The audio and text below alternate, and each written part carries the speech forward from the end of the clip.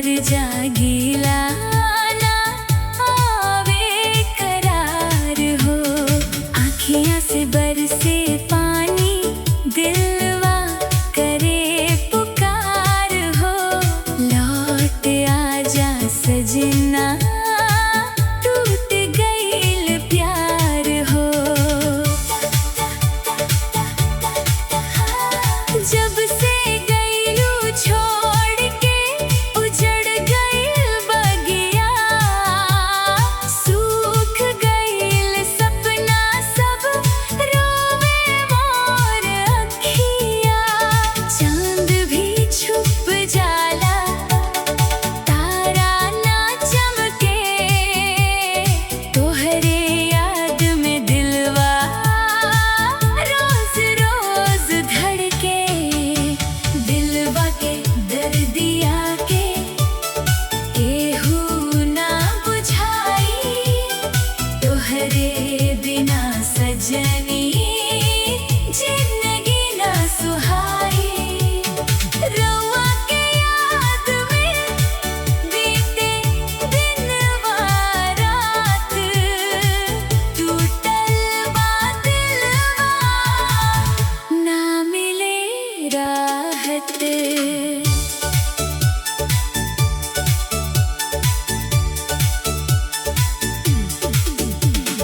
गाँव के गलियन में खोजी तोहार निशानी, हर मोड़ पर दिखे तोहरे प्यार के कहानी।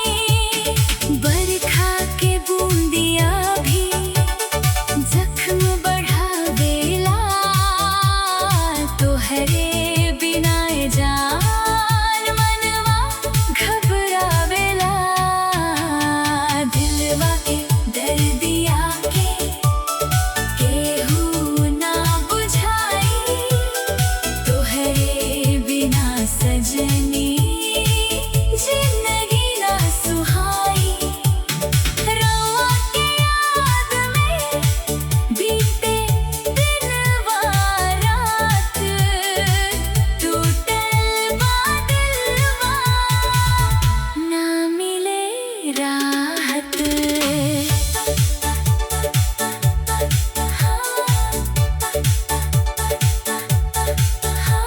कसम से कहतानी, भुला ना पाइब, तोहरे प्यार के दीप बुझा ना पाइब। सांस चले चाहे रुक जाब,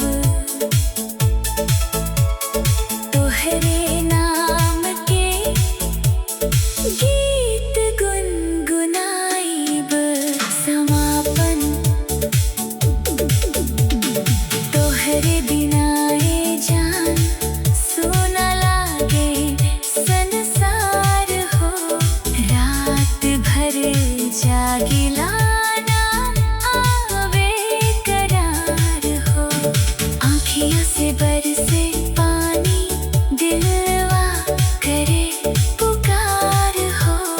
लौट आजा सजना,